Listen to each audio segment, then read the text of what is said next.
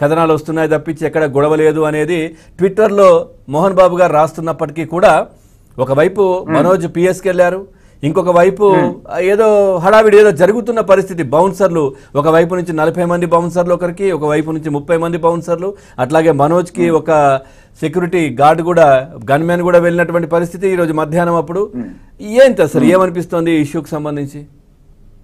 యాక్చువల్గా ఈ ఇష్యూ గురించి మాట్లాడాలంటే బేసిక్ గా ఏంటంటే మోహన్ బాబు గారు ఆవేశపరులు.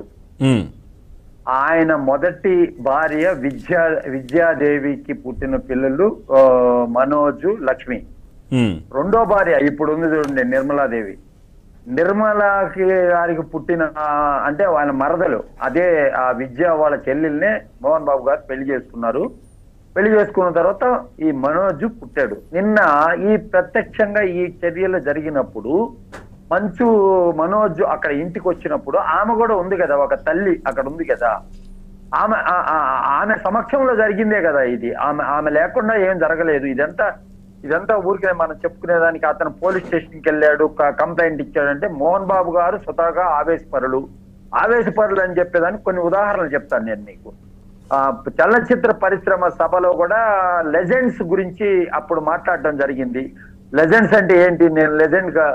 నేను రాజ్యసభ మెంబర్ గా ఉన్నాను, నేను ఇన్ని చిత్రాల్లో నటించాను, నేను లెజెండ్ కదా, లెజెండ్ అంటే ఏంటి, దానికి కులమానం ఏంటి అని కూడా మాట్లాడడం జరిగింది. అదే విధంగా ఆర్కే గారి షోలో కూడా ఆ కులం గురించి నీకు కమ్మవాళ్ళంటే అభిమానం అని చెప్పి అదే ఓపెన్ ఆర్కేలో కూడా మాట్లాడింది. ఆయన ఉన్నట్టు మాట్లాడడం ఆయన స్వభావం. అంటే కాలం వాళ్ళ దాంట్లో ఆ కాలం ఏదైతే అప్లికేషన్ ఉంటుందో అందులో కాలం కూడా తీసేసానని చెప్పారు ఆయన. తీసేసానని చెప్పారు. కాబట్టి ఏంటంటే 40 సంవత్సరాలుగా నాకు తెలుసు ఆయన ఏదో క్రమశిక్షణ, ఈ సినిమా యాక్టర్లు సరిగా టయానికి రాకపోతే వాళ్ళందరినీ కూడా కంట్రోల్ చేయడము, అది ఇది ఆయన అంటే కొంచెం భయభక్తులతో ఉండేవాళ్లే. కానీ కుటుంబ తగాదాలు ఇంతవరకు వస్తాయి అని చెప్పి ఆయన ఎక్స్పెక్ట్ చేస్తున్నాడు. ఆయన మించిపోతుంది అనే ఒక ధోరణి అయితే లేదు. నిన్న విష్ణు ఎక్కడో దుబాయ్ లో ఉన్నాడు, అదే విధంగా అమ్మాయి బొంబాయిలో ఉంది. ఇద్దరు బొంబాయిలో ఉన్నప్పుడు ఎవరి మీద కోపంతో ఆ కుర్రోడు అక్కడికి వచ్చాడు? తండ్రితో మాట్లాడేదానికే కదా వచ్చుంటాడు, వేరే థర్డ్ పర్సన్ కాదు కదా. థర్డ్ పర్సన్ తో మాట్లాడేదానికి వచ్చున్నాడు కదా, తల్లి తండ్రితో మాట్లాడేదానికే కదా. వాళ్ళు లేనప్పుడు వచ్చాడు. అందరున్నప్పుడు ఆస్తి తగాదాల గురించి మాట్లాడుకోవాలంటే అందరున్నప్పుడు నలుగురు కూర్చొని మాట్లాడాల్సినంత అవసరం అయితే ఉంటుంది కదా. తండ్రితో మాట్లాడేదానికే వచ్చాడు. కానీ దీంట్లో ఏదో ఊరికే తండ్రి మీద ఏ ఆరోపణలు చేయకుండా అన్నట్టుకు ఫోన్ చేసి అక్కడ ఉన్న వ్యక్తులు కొంచెం నివారించడం జరుగుంటుంది. దాంట్లో ఆ తోపులాట్లో ఇతనికి కొంచెం గాయాలైన సంఘటనలు ఉండవచ్చు, అన్నట్టుకి ఫోన్ చేసి ఉండొచ్చు. ఇది ఒక రకంగా చెప్పాలంటే ఏంటంటే బేసిక్ థింగ్ ఏంటంటే దీంట్లో మేజర్ గా వచ్చి విష్ణు వచ్చి పెళ్లి చేసుకున్న అమ్మాయి వచ్చి రాజశేఖర రెడ్డి గారి తమ్ముడు కూతురు. అదే విధంగా ఇతను ఇప్పుడు పెళ్లి చేసుకుంది టీడీపీ అఖిలప్రియ వాళ్ళ చెల్లెల్ని చేసుకున్నాడు. అఖిలప్రియ వాళ్ళ చెల్లెల్ని, భూమా నాగిరెడ్డి కూతుర్ని చేసుకున్నాడు అనమాట. సార్ మీరు ఏదో కొత్త రకంగా దీన్ని ఏదో తీసుకెళ్లే ప్రయత్నం చేస్తున్నారా? కొత్త రకమేం కాదు, ఉన్నదే కదా. ఉన్నదే కానీ లేని ఆలోచన ఒకటి దీంట్లో వస్తా ఉంది. ఇప్పుడు చాలా రోజుల నుంచి ఇప్పుడు ఏంటంటే వాళ్ళకి ఎక్స్పాన్షన్ బిజినెస్ ఉంది. వాళ్ళకి ఎవరికి? విష్ణు వాళ్ళ ఫ్యామిలీ, వాళ్ళ అత్తలు, వాళ్ళ తాలూకు వచ్చి అక్కడ సౌత్ ఆఫ్రికాలోనూ ఎక్కడోనూ లిక్కర్ వ్యాపారం చేస్తారు వాళ్ళు ఈ ఫ్యామిలీని కాపాడుకుంటూ అలా ఇప్పుడు మోహన్ బాబు గారు కేవలం కాలేజ్ ఒకటే కదా ఉంది, కాలేజీ మీదే కదా. కాలేజీలో 25% ఆయన ఫ్రీగా ఇస్తున్నాడు కదా సీట్లు.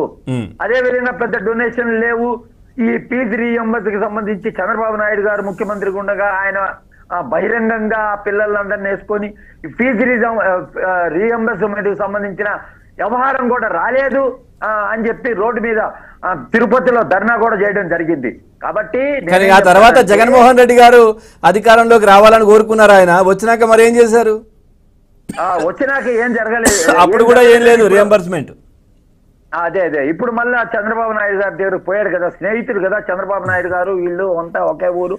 అంటే ఏంటి సార్ మీరు అనేది? ఒకవైపు ఇప్పుడు విష్ణు వాళ్ళ వైఫ్ వచ్చేసి వైసీపీ, మనోజ్ వాళ్ళ వైఫ్ వచ్చేసి టీడీపీ, ఇదా మీరు చెప్పేది? నేనేమంటానంటే ఈ ఈ- ఈ- ఇప్పుడు ఈ ఈ సినిమా ఉంది, ఇప్పుడు ఏది కన్నప్ప అనే సినిమా ఉంది. ఉమ్, ఈ కన్నప్ప అనే సినిమాకి ఆ అమ్మాయి తాలూకే ఎక్కువ ఇన్వెస్ట్మెంట్ ఉంటుంది. ఓకే. ఇప్పుడు కుటుంబం ఆస్తులు పంచుకోలేదు అనుకోండి, దాంట్లో కూడా మనోజ్కి బాగా ఉంటుంది కదా. ఉమ్, బేసిక్ గా చెప్పాలంటే ఆ సినిమాలో సంపాదించిన దానికి కూడా మనోజ్ బాగా ఉంటుంది కదా. ఇప్పుడు వరకు పంచలేదు కదా, ఉమ్, నీకిది అనుకోలేదు కదా. ఆస్తిలో వారసత్వం అనేది ఖచ్చితంగా అతనికి ఉంటుంది కదండి. ఉమ్, ఏ ఆస్తిలో ఉంటుంది? అది సపరేట్ గా మనోజ్ సంపాదించుకున్నదే. ఈ మనోజ్ సపరేట్ గా సంపాదించుకొని, మనోజ్ కొన్ని వ్యాపారాలు చేసి సంపాదించుకొని కొన్ని ఆస్తులు రియల్ ఎస్టేట్లు అవి ఉంటాయి కదా. వీటి మీద ఏమైనా నడుస్తుందేమో, వీటి మీద